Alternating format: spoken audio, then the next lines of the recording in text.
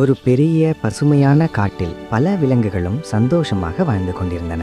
மரங்கள் உயரமாக நின்றன. பறவைகள் இனிமையாக பாடின. குளங்களில் தண்ணீர் மின்னியது. எல்லாம் அழகாக இருந்தாலும் ஒரு சிறிய பிரச்சனை இருந்தது. அந்த காட்டில் யாரும் விதிகளை சரியாக பின்பற்றவில்லை. குரங்குகள் மரங்களிலிருந்து பழங்களை பறித்து வீணாக்கின.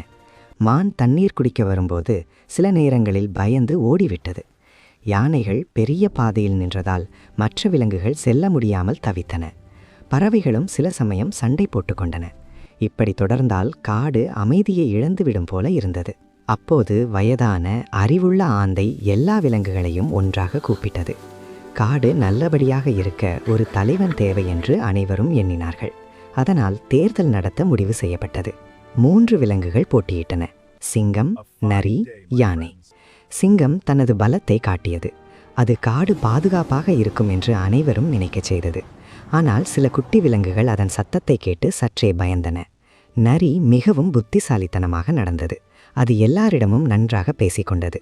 ஆனால் அது சொல்லும் வாக்குறுதிகள் எல்லோருக்கும் ஒன்றாக இல்லை. யானை மட்டும் வேறுபட்டது. அது அமைதியாக வேலை செய்தது. தண்ணீர் குளத்தை சுத்தம் செய்தது. பாதைகளை துடைத்தது. பழங்களை எல்லோருக்கும் சமமாக பகிர்ந்தது. அது யாரிடமும் தன்னை தேர்வு செய்ய சொல்லவில்லை. அது சேவை செய்தது. தேர்தல் நாள் வந்தது.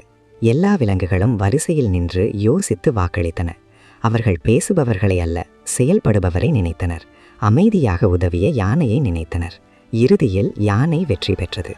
ஆனால் அது தன்னை ராஜா என்று நினைக்கவில்லை. அது இந்த காடு எல்லாருடையது என்று எண்ணியது. அதனால் ஒவ்வொரு விலங்குக்கும் ஒரு பொறுப்பு கொடுக்கப்பட்டது. சிங்கம் பாதுகாப்பை பார்த்தது. நரி ஆலோசனை கொடுத்தது.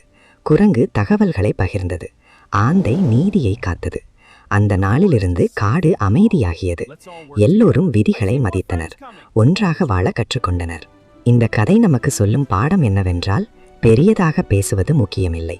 அமைதியாக நல்லது செய்வதே உண்மையான தலைமை. இந்த கதை பிடிச்சிருந்தா மறக்காம லைக் அண்ட் சப்ஸ்கிரைப் பண்ணுங்க.